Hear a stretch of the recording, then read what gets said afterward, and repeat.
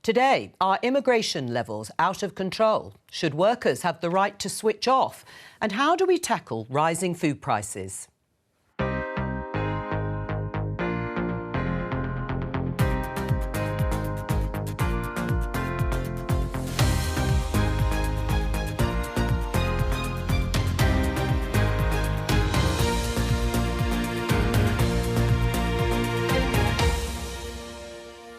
Joining me on today's Politics Live, the Conservative MP Ben Bradley, Shadow Leader of the House of Commons Thangham Debonair, Rachel Cunliffe of the New Statesman and the former Conservative MP and now member of Reform UK, Anne Widdecombe.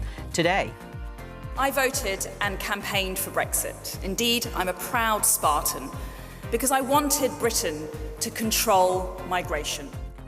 The Home Secretary wants to cut migration to the UK, but how will she do it? She's the Home Secretary. This government has been in power for 13 years. They just seem to be trying to blame everyone rather than take responsibility for what they've actually done. Are prices going to come down for consumers? The Prime Minister hosts supermarket bosses in Downing Street. But is there a solution to staggeringly high food prices?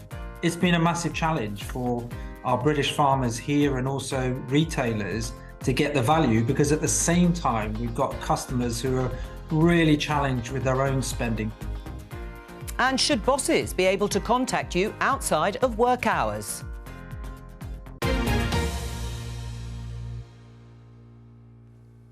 Let's start with this headline in The Guardian. It's in response to the Institute for Fiscal Studies, who's done some number crunching. 1 in 5 workers, it says, will be higher rate taxpayers by 2027. This is the consequence of tax thresholds being frozen for several more years. And it means that the number of people paying income tax at 40% or above, the higher rate, will reach 7.8 million people. That's 1 in 5 taxpayers and 1 in 7 of the adult population. Are you comfortable with that, Ben?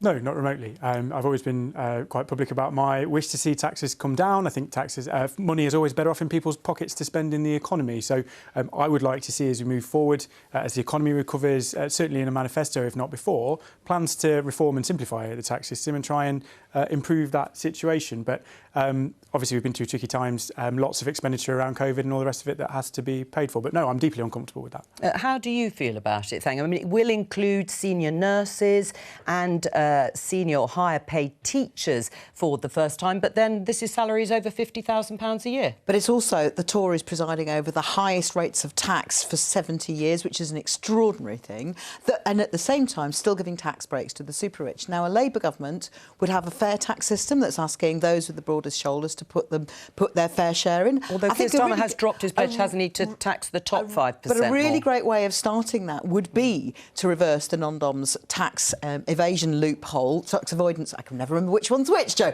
the tax loophole, and that would help us to put more money into the NHS, and that would make a direct difference. Now, I think there are various things the Tories could do and the Labour government would do, and the Tories are choosing to preside over this. And Ben, you can't just say you regret it. You've been in power an awfully long time now. Isn't it time to take responsibility for your own tax regime? Well, I haven't, for the record, but I think the Tories have. The key thing here, you talk all the time, we hear all the time, we've got higher taxes, never have. Absolutely. I think as a Conservative Party, collectively we are deeply uncomfortable with that and recognise that. But Labour keeps saying it's too high. Everything I hear, we just heard from you, Thangham, is we'll put more taxes up. We'll put capital gains tax up.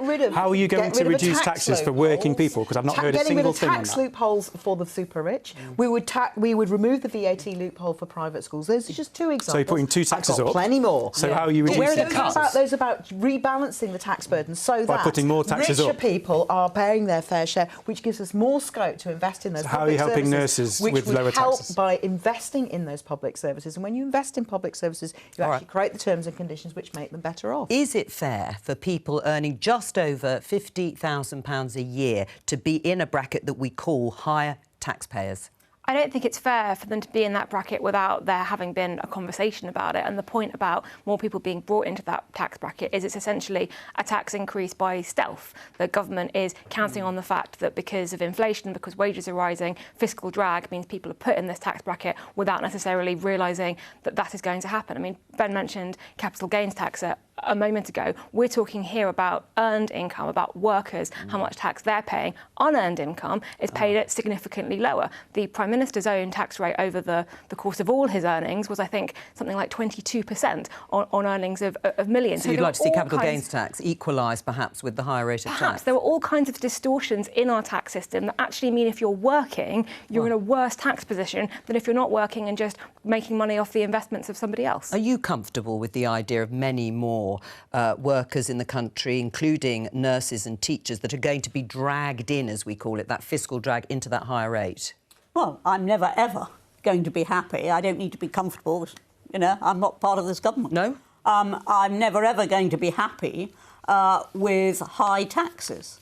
And it is absolutely scandalous. You've got a Conservative government. It's the highest level of tax for goodness knows how many decades. And that, I think, is regrettable.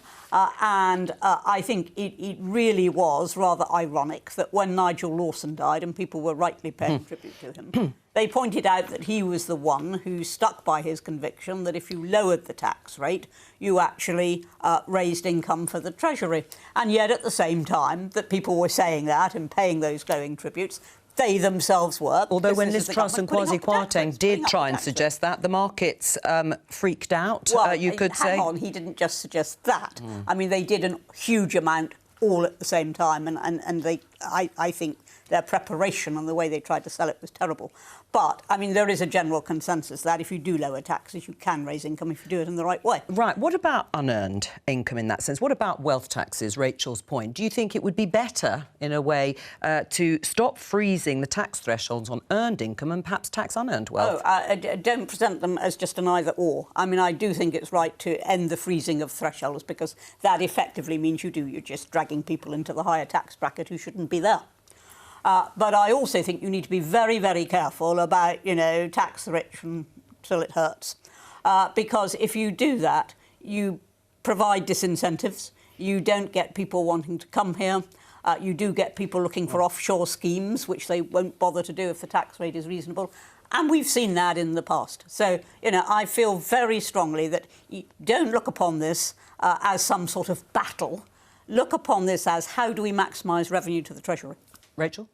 I think you can't have a conversation about wealth and taxes in this country without looking at house prices and house wealth. You've got people whose houses have doubled, tripled, gone up by sort of 10 times in value over the last couple of decades, who seem to think that they have earned that wealth, and therefore when they sell that house, stamp duty is paid by the buyer, the seller just gets to pocket the difference, and that's very, very nice for them. And then they go, well, this is our wealth, I owned it. How is that wealth more, how are they more deserving of that wealth than people who actually go to work every day and who are taxed at 40%? Well, for a start, I would have said that home ownership is something that spans all income levels. It isn't something that's restricted to the rich. And a lot of very modest earners have saved very hard and tried very hard to own their own home. Not people under 30, and they benefit from that rise. So I think it is something that should be encouraged. And I certainly don't think you want to start taxing the proceeds of home ownership. All right, let's move on. Look at this headline in the Daily Telegraph, talking about immigration. Million more migrants heading to Britain before next election. Ministers are warned. Projected influx of workers and students next year is at odds with Conservative pledge to cut the numbers, says the Home Office. Now, they are predicting, perhaps privately, 1 million more migrants. Some of the figures estimated when they come out next week on net migration point to something closer to 700,000 for 2022. Still high by historic standards. How does this sit with the repeated pledges by Conservatives and in their manifesto to bring down levels of net migration to tens of thousands? I mean, the tens of thousands number is from, I think, several prime ministers ago. We've had a difficult time. But I think Suella Braverman has, in her time, at least talked about bringing it down significantly. And I think it does need to come down significantly. I think, regardless of where you want to put a number, we have significant strain on public services. We have significant strain on, British citizens being able to access things like the health service, things like the kinds of welfare and support that people need. And the more people you add to that, the more challenging that becomes. So why is it so high then? Well, I think the Home Secretary has laid out that she wants to see it come down significantly. But if we want to have an immigration system that is managed properly, there's two elements to that, right? One is having the points-based system, getting it working in the right places so we can bring people into the right That has been working. The other one is making sure we've got a fair system and we can stop people coming here illegally. Oh, no, but we're talking about here, Ben, we're talking about legal migration here. This isn't illegal migration, which is where the Prime Minister has pledged to stop small boats. What I want to say is, despite all these pledges, whether it was for tens of thousands or significantly bringing down the number, it's risen considerably under successive Conservative governments. Why? I think, again, the Home Secretary's right to say that we can't continue to rely on migrant labour. There's an example, and the agriculture example that we can perhaps come on to is a good example of where, again, we're going to be reliant on temporary migrant labour to support agriculture, whereas actually we've got 1 million people unemployed in this country, 2 million people economically inactive. We have to train and support people to be able to do those jobs domestically. All right, well, let me just take you through some of the numbers. Now, these are broad figures, OK, in terms of how you break down overall migration figures, and these are gross figures, to be clear, whereas I've been talking about net migration, so the in and out. But total work visas issued in 2022, the sort of thing you were talking about under a points-based system, is just over 420,000. Total number of visas for studying, for students to come here, is 626,000, just over. Family visas, just over 48,000. And then there are various figures for the overseas schemes. So for people from Hong Kong, the Ukraine family scheme and the Ukraine sponsorship scheme. And broadly, it's about 260,000. What would you cut? Well, I think we need, as I say, we've become very reliant over a long period of time because of free movement on that movement of labour that we can no longer rely on, we shouldn't rely on, and therefore so you'd cut the work visas, you'd cut the 423,000 work visas. Reduce the amount of people coming here to work and train the 3 million people in this country who are currently out of work. All right, well, where would you cut the figures, if at all? Well, one of the things we would do is notice the connections here. Ben talks about strain on public services. In fact, the NHS has a huge workforce gap, which successive Tory governments have failed to address, which is one of the reasons why we have people coming here on work visas. And incidentally, Ben, not because of free movement of people within the European Union, because we're out of that now. A lot of these people are coming from nowhere near Europe, and they're coming to fill gaps in the workforce in the NHS and other industries that the successive Tory governments have woefully failed to address. Right. I don't know what's wrong with Rishi Sunak and his weak leadership that he's allowing this situation when he and his ministers. But what would you cut? Let's say you inherit 700,000 as the net migration figure, and that may be fine. Maybe we need that number of people coming into the country. What would you cut? Would you cut work visas, students coming over, family visas, or the overseas schemes? We would make sure, for a start, those 2 million people who are out of work and unable to work, many of them are waiting for NHS operations and procedures, so we try and get more workforce into the NHS, which would have two effects on migration. It would bring down the number of people we are trying to get. Over a longish period. Yes, but it's at least it's a plan, Ben. Where's yours? I mean, and then we would also be getting people treated. She is the Home Secretary. I think she's in charge of immigration right now. And so she's basically criticising herself. You've been in charge for 13 years, Ben. Do you admit it's a failure? It is extraordinary I that think weak leadership from the top, weak leadership from Rishi Sunak has led us to this situation where you guys are literally fighting with yourselves over your own policies. We're in a place now where Labour's position on what we would do is exactly the same as what the Home Secretary said she is planning to do. That's where we are. I do think we lead where you follow. I do think it's a failure because I think I'm glad you've my admitted you're a constituents failure. would, over many, many years, going back to the 90s, it's a failure because we cannot rely on and we cannot sustain 500,000 plus people net migration into the country every year. And yet you've been in government. All right. You're doing nothing. Where would you cut? If you were given those numbers, where would you cut? Because that's what people say. The crucial thing here is you've got 1.2 million unemployed, and yet we're having to bring people in. Right. Absolutely. And those two things just don't add up. And it really is essential that we skill our own work. But that does take time, doesn't it? It takes a bit of time. But picking in the fields doesn't actually require an awful lot of time. But do UK workers want to do it? That's what we are being to do it. Right. But there's a question there's a question of can't and won't. And if they won't do it, why should we pay them to sit at home? Right. Well, what would you do to compel them? I would say if they're fit enough to do it, I'm not talking about people who couldn't do it, but if they're fit enough to do it, and that would certainly apply to most of the young, I would say, right, well, if you don't do this, I'm afraid you lose benefit. But do you accept that there are other shortages and gaps in the labour market that need to be filled? We were told by Boris Johnson and others that it would be a highly skilled, high-wage economy. Well, maybe to some extent that 423,000 is actually filling those gaps, and we've got highly skilled and highly paid people coming in from abroad. when he talked about a highly skilled and high-paid economy, which I'm totally signed up to, I mean, I think that's exactly what we want to see, he wasn't talking about it happening by Tuesday afternoon. And I think one of the problems... No, he wasn't. No, what I'm saying is maybe there needed to be a more honest discussion about that. Yeah, that's I was just about to say exactly that one of the problems of political discourse in this country is that it's very short-term. I mean, unless you're talking about pensions, when they do actually look long-term, it's very short-term.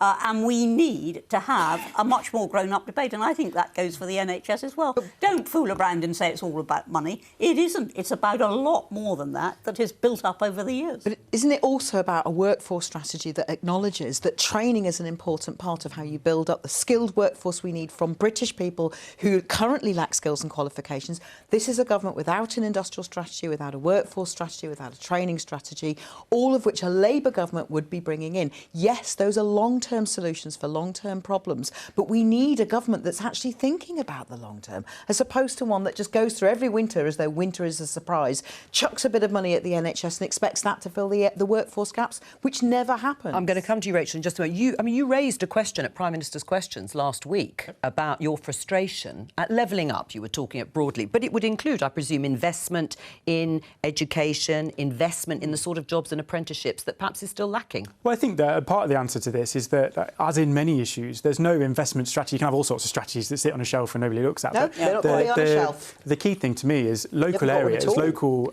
business will know best, local colleges and providers know best what skills and how to work with people. That's why I'm pushing around levelling up, because what that brings to our part of the world is the devolved adult skills budget and the opportunity to work with colleges and businesses. But the delivery hasn't been there, has it? Well, it's taken too long, and that's what I said last week. I mean, that is the issue. Long-term strategies don't work very well with the sort of electoral cycles, or perhaps as people felt they were promised in the referendum that these things would be quicker than they've turned out to be. I mean, I think the entire premise of this whole conversation is flawed, I'm afraid. I mean, we've got the caption on the TV at the moment that's reading, is migration out of control? No, it's not out of control. It's being controlled by the government. These people, we're not talking about illegal migration. We're talking about legal migration, people who have been granted visas for studying or for work because of the points-based system that the government said it would introduce, and now it has introduced it. And actually, public sentiment, I'm sorry, Ben, really isn't with your particular line on this at the moment. All of Come the up to my anxiety... constituency and have that conversation. I'm sorry, but the national polling shows that people are concerned about control over immigration. But if you talk about numbers and you say, how about people coming for these jobs? How about people coming to work in our NHS, in our care sector, to pick our fruit? A majority of people want migration levels to stay the same or increase. You are in a minority here. The whole point of Brexit was that we would not close, but we would control our borders. And we are controlling them. We're issuing visas. 45,000 people came in boats last year. They're not controlled borders. That's illegal migration. I think but that is not a controlled border. That is not a controlled border. I think you should stop trying to say because we are focusing on legal migration. So, Anne, if you're talking about legal migration, do you accept Rachel's point that the government is controlling it? That's what I was just trying to say before everybody else plunged in. What I was saying was that the whole point of Brexit was that you controlled the borders, that you said, that you said who could come here, what their qualifications were, the terms on which they could come, whether they'd be eligible for benefit. In other words, it wasn't a given right. No. It was something you controlled. No. And that is what the government is supposed to be doing. So what's wrong with 700,000 net migration? Well, I would say it's too high, given that we have 1.2 million unemployed. If we had nobody unemployed...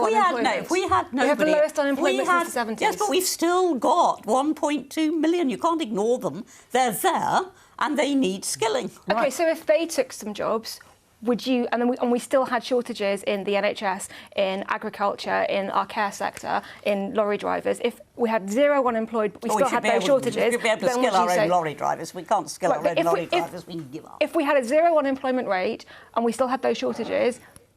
No problem. Well, if there was a zero unemployment rate, the economy would be in much better shape and we might just be able to absorb. Right, so should then politicians be saying that actually 500, 600,000 net migration a year is what the country needs? I think fundamentally you cannot have an honest conversation with the public about how you control your borders and what your migration figures are if the public overwhelmingly can see that we cannot control our borders. That is, you're talking about people coming over the public in small boats. perception. These are not in the figures. Cannot control who comes. That's the public perception in my constituency. And whose fault is that? if and it's that is a public massive perception that's not post-COVID actually... challenge we have failed to deal with over the last few years, absolutely. And we've made steps, and we're making steps to try and do that, much to the anger and fury of huge proportions of I think it's incredibly disingenuous for you to combine the issues of legal and illegal migration. They are completely separate issues. They are separate issues from a policy perspective. We're having a conversation now. We cannot control who comes in and out of this country. If they're confused, they both add up to a huge strain on the infrastructure. They do, absolutely. If they are confused, maybe it's because you're on this programme ostensibly to talk about legal migration, and at every turn you have tried to turn the conversation to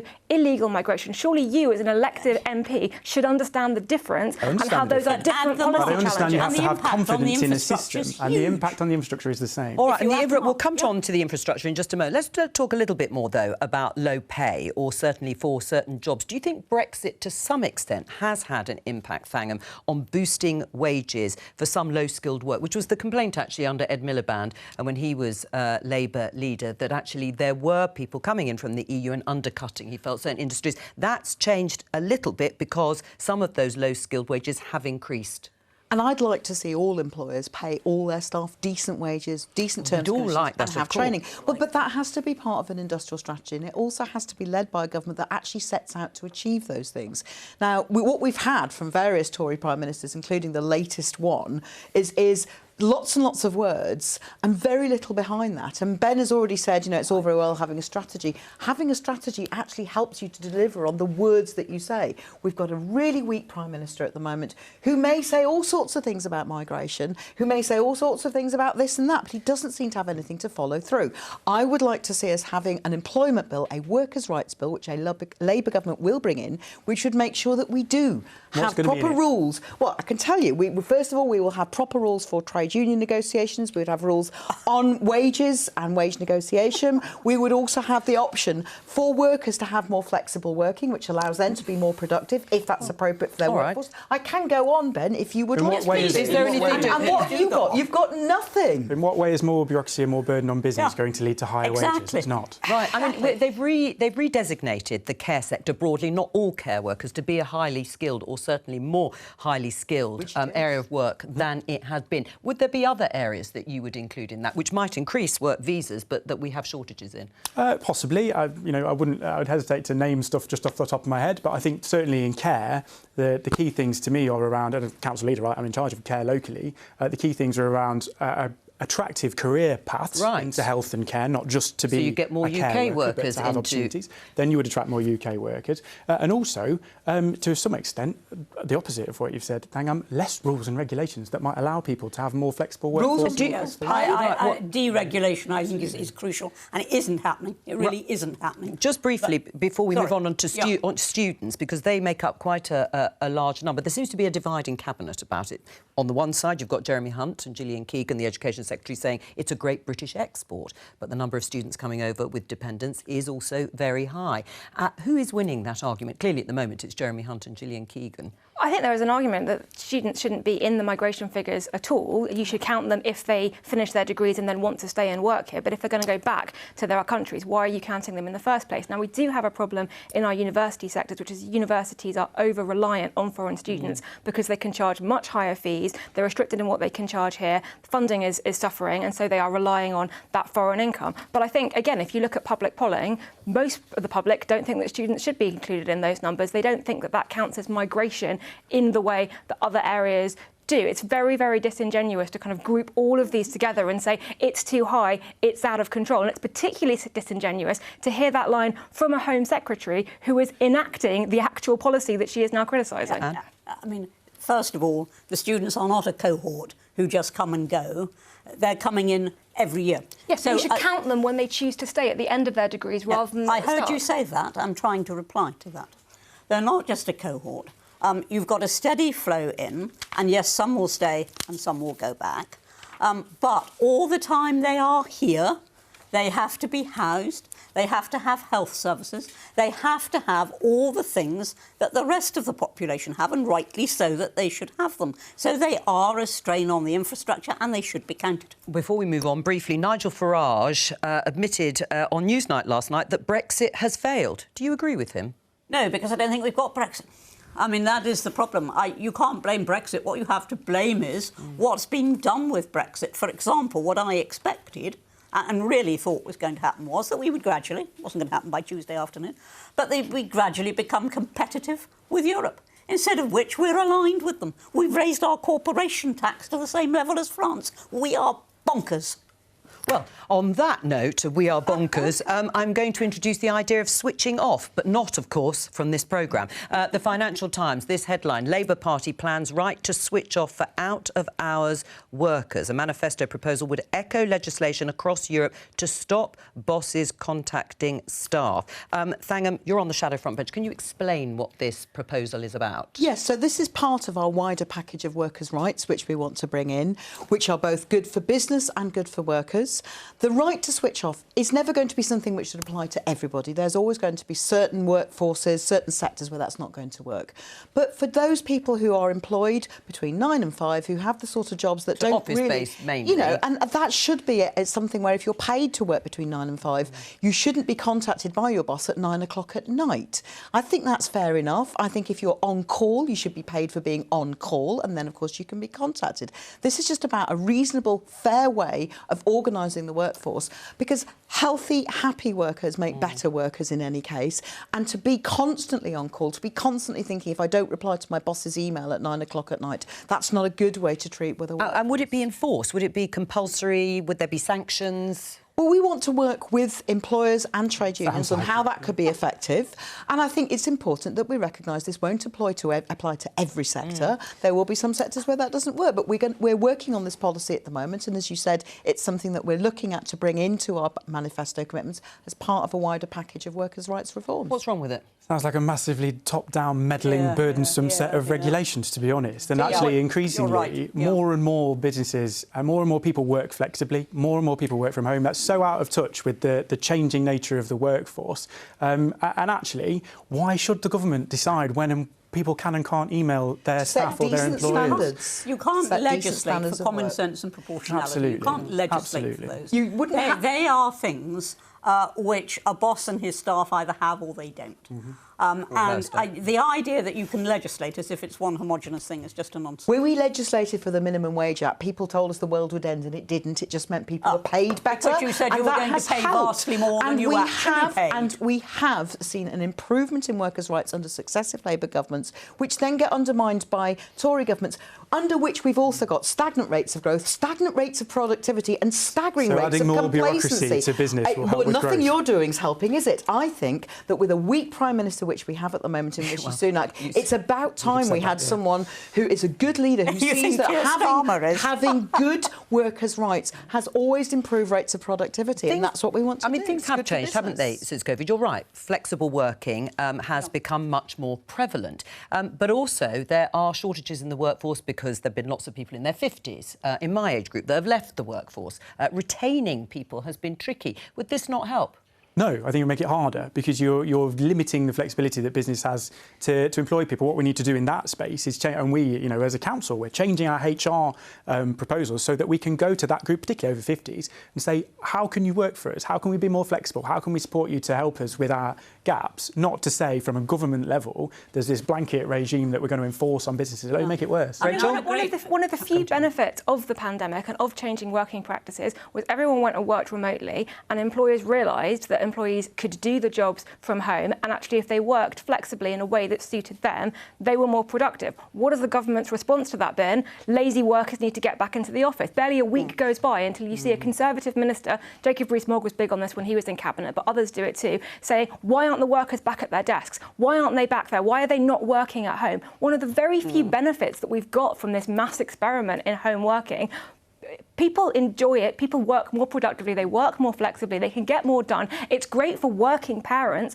who have to schedule their work around the school day. Well, that would make it more difficult then, wouldn't it, to say out of hours, you can't call me if you were perhaps going out in the afternoon and they wanted to work later in the evening. I didn't say I was a supporter of the policy. I don't think the government should be getting involved in it. I think we should be having a conversation. Any government, no, I think we should be having a conversation about fair expectations that workplaces place on their workers. I think we should definitely be having a conversation about some very, very dangerous sounding things like workplace surveillance, where bosses are looking at their employees' keystrokes when they're working remotely and all kinds of things like that. I think it has to be part of a wider conversation, and I also think that anyone who expects their staff to reply out of office should at least supply them with a work phone, which most of them don't. But overall, this is a conversation about trust, people working in a way that suits them, and the government not getting involved by demanding that you go back to the office because, what, they're invested in the real estate sector? Well, should we not then trust two adults, boss, employee, Yes, or whatever exactly. relationship, to be able to have that conversation? Jacob Rees-Mogg keeps telling bosses, two adults,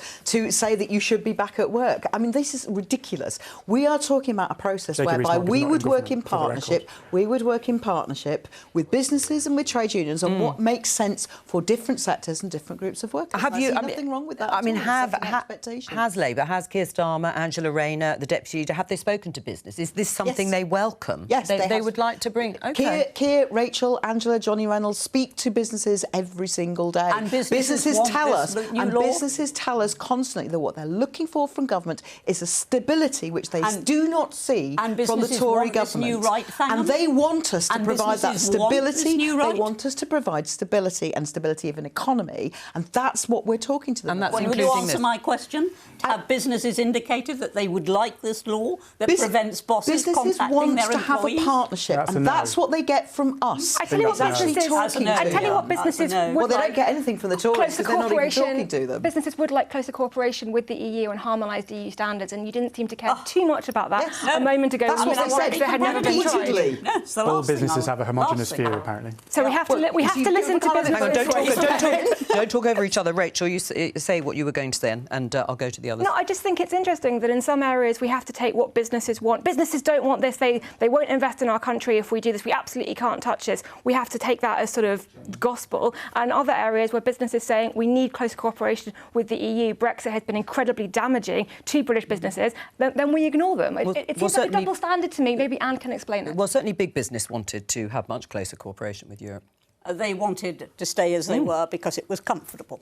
But actually, you know, business can really benefit from this if government allows them to. But Well, so does without work. going back to Brexit, on the idea of switching off, do you switch off? No, it's very difficult. I try, to be fair, to get everything. I'll stay up late on a Friday, box my inbox off so I can do my kids' football on a Saturday, and that's my switch off. Do you switch off, Anne? I mean, would this help people switch off if they thought they weren't going to be contacted out of hours? In case you've missed it, I'm retired. Yes, well, you know what I mean. Generally. I haven't missed it, actually. No. But even Well, I before, was- did you ever switch off? Did I ever switch off? I think that if the Prime Minister had rung me up when I was a minister and I had been switched off, I would have been switched off quite permanently. Rachel? Well, you know what journalism's like. The Yes. line between jobs Well, and life, that's non-existent. And that's the problem, isn't it? I mean, there'd be so many sectors will in work. politics, journalism, anything that works over NHS, or is it a generational thing? There are different sectors where it would work and other sectors where it wouldn't work. And I think being a member of Parliament, it's important that you do get a family time, but it's also we need to recognise the fact it's a full-time occupation being a member of Parliament, and I remain available to my constituents as much as possible. We still need a balance, and I want that for other people as well. Well, and Can I just pick up on something that Rachel said, because I was trying to earlier, because I think it's important. I think she's absolutely right. I welcome working from home. I welcome that social revolution that followed COVID. And I welcome the flexibility that it involves, particularly for mothers with young children and people not commuting and all the rest of it. Great, fantastic. But it's based on trust. It's based on the employer trusting the worker to be working.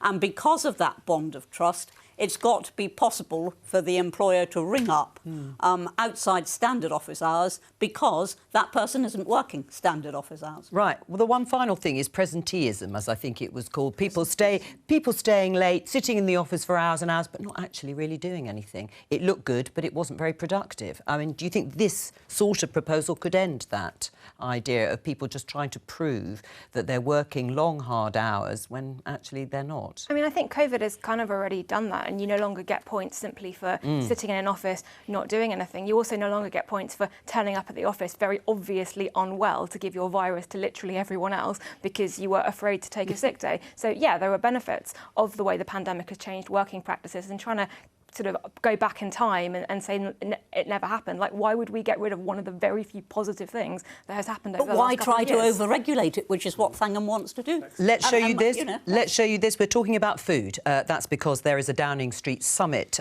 today. The headline is "Food Prices," which, if you haven't noticed, soar as Prime Minister meets industry.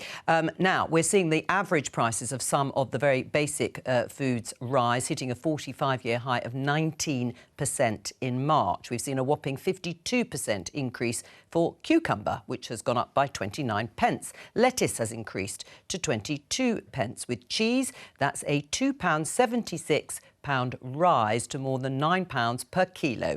Butter is up by 55 pence and bread 31 pence. So overall, that is going to cost you £4.13 pence more than in 2022, a 39 pence rise. Now, I want you all to repeat that, what I've just read. No, I'm only joking, obviously. I mean, Ben, what can be done, if anything at all, to bring down the soaring price of food, which is at about 19% on average? Yeah, and it's a big pressure. And clearly, you know, one of the Prime Minister's key priorities for this year is halving inflation over the course of this year. That's massively important. I think there's a number of factors in this, both long and short term. Firstly, it's worth saying we've got a £94 billion package of welfare support. I think outside of COVID, probably the biggest welfare package ever in history in terms of supporting people with costs. But actually, things like improving trade around agriculture, the food strategy talks about how we put farming and agriculture at the heart of all that. And back to our immigration strategy, actually, we've released some temporary working visas for people to come and help get things onto shelves, which will help as well, although we need to phase that out over time. So I think the government is, you know, working in all sorts of ways to try and support people, but, you know, couldn't bring that inflation down. It's not an overnight fix. Well, no, we've discovered it's still at around 10%. I mean, Rachel, should the government be intervening to try and help consumers with their food bills? I think when you've got an issue where food poverty is so high and the prices of food inflation is just shot up by that extent, you need the government to keep an eye on what is going on. And actually, what is going on is a really interesting question because, yes, food has become more expensive to produce. The price of fertiliser is up, the price of labour is up, energy bills, all of that is true. But at the same time, the profit margins of the supermarkets, the price that they are paying at the farmers for the food at wholesale versus the price that they are charging consumers, there is a massive gap between that. And we need to have a conversation about why that is and what we can do about it. When we had the energy crisis, there was a windfall tax on oil and gas companies because there was an understanding that while everyone else was suffering, really suffering, it wasn't right for certain companies to profit from that suffering. Maybe we should be having a similar conversation now about the supermarkets. Well, we can show you the headline. Anna, get you to comment. Bloomberg, soaring UK food prices forces competition watchdog to investigate. The term greedflation has been bandied about as an accusation that the supermarkets are over-profiting from these rising food prices. Well, I used to represent a rural constituency, and even then, you know, and I've been retired 13 years, even then the farmers would complain constantly about the supermarkets, about their demands. You know, you mustn't have a little scrape on a carrot, it must be a beautiful sort of carrot, about their pricing, and they appeared to hold the whip hand, and that doesn't appear to have changed. But I wish to make a general comment, which is this, that the only way this is going to be tackled is if inflation comes down.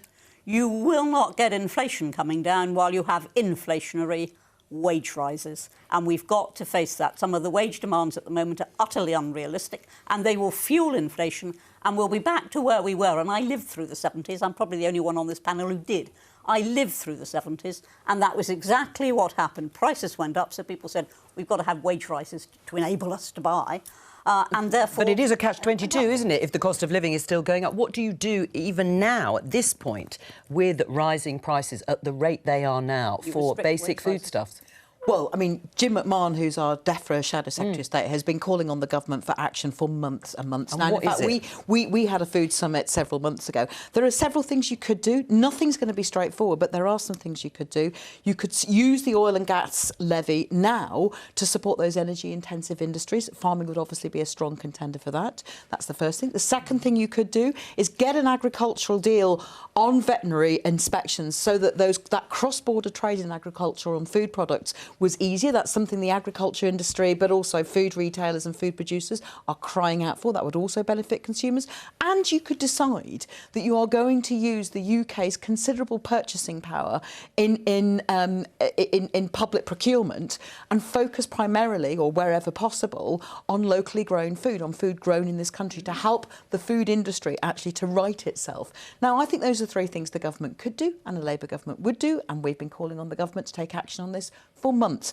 But I also wish to differ from Anne here, because I think I understand, I think it was the Institute for Fiscal Studies, I may be wrong, who said last week that the primary cause of inflation was not public sector wage rises, it was food prices going up, and we can see that in the shopping basket, which Jo showed us just then. Would you subsidise? Would you ever sector wages? Well, the price of bread? no, and that we talk about it all the time, but at the moment they haven't agreed to some of those certainly inflation matching or inflation busting pay rises, and much of it is global forces. That's what the government keeps telling us. It's about the war in Ukraine, food prices going up as a result, and energy prices going up. Would you subsidise any foodstuffs, any of the basics, in order to help consumers? Either of you? I can't imagine it happening. I think there's this challenge, isn't there? Whenever you've got limited supply and energy and food and all the rest of it, through things like global conflict, that there is always lead to rising prices. The challenge is exactly as Anne described. It's not a popular or attractive one, but it is that balance that if the more you spend in trying to help people, the more that drives inflation. So you do have to balance those things like pay rises and like the welfare support, because if you go too far, and we've seen a lot of some of this is caused by the massive levels of spending to keep people in work through COVID. And we've seen it. Food price, that's not what put food prices up, though, That's is it? what's driven I think inflation. we need War in food Ukraine security. certainly helped We need a put food food security prices policy that puts at its heart protecting our farming and food production industry, and also encourages to make sure that in supermarkets are not indulging in non-competitive practices. Well, they deny that, of course. And I know they the do, supermarkets but we need to make sure that that's happening. Right, they deny that that is what's happening. Actually, the margins are closer, they argue, than perhaps you were suggesting earlier, Rachel. But of course, there is this investigation now going on, and energy prices, or the price of wholesale gas, is falling. But we're not seeing it, are we yet, coming through? Not yet. But I mean, what we should understand is, first of all, that our food prices are still lower than a lot of Europe. Secondly, that a huge amount of food inflation was driven by Ukraine. Not by Ukraine, by the war in Ukraine. And that has made an enormous difference. And we just have to be as grown up about this as we can and stop thinking it's purely a UK problem, because it isn't. And we also just have to learn the lessons of the past, as I've already said, which is that prices follow wages, prices follow wages. We've seen it. Yeah, but what do you say to consumers who We've literally can't afford to pay even for some of the basics if they've gone up the way that cheese sandwich has with all its ingredients? Well, then you don't do the cheese sandwich. We're talking about basics. We're talking about absolute basics and staples. We're talking about own brand pasta. You're talking about bread. You're talking about families who cannot afford to feed their children. There's a story today about mothers who can't afford formula milk, so their babies are literally starving at the moment. And so the government We've been through this before. So the government shouldn't be doing anything. Because we've been so years you would now, let the children go because hungry. we've been decades without inflation. We've come to regard it as some sort of given right. Which is should the poorest and most vulnerable be helped out more when it comes out? They are being helped out. But especially on the idea of food. I mean, they are being helped. I have not seen there's no line. public sector pay rise that's anywhere near the increase in the price of a cheese sandwich that you just pointed out, Jo. And we are also forgetting here, well, I'm not forgetting it, and I don't think anyone at home who couldn't pay their rent or their mortgage last month has forgotten, that the Tories crashed the economy through failure to plan, failure to make a decent budget actually help people by giving tax breaks to the rich and nothing to working people. That's what happened last autumn, and we're all still paying the price. We can't just pretend this is all about the war in Ukraine, because it isn't just about the war in Ukraine. It's not just that. The trillions that were spent to make That's not what's put the price of cheese up. To make quite certain that people could be paid even if they couldn't work. That's not what's put the price of cheese up. Do we have to accept that we're going to have to pay more for food, even if the rate at which prices rise start to fall? I think so. If inflation comes back down to 2%, food will still be more than it was 18 months ago. Completely will. I mean, so when people say or hear the Prime Minister saying we're going to cut inflation or it's going to be hard, people, still, we all have to realise that it's still rising. It's the rate of inflation. Absolutely. So do we just have to accept we're going to have to pay a lot more for our food? Sure, I think we have to accept that we're going to be poorer and that fuel is going to be more expensive and that food is going to be more expensive. I just don't think that's a particularly compelling message for the Tories to take to the next election. But it's quite a compelling message. Just to round off the show there, that's all we have time for today. Thank you to all of our guests. Bye-bye.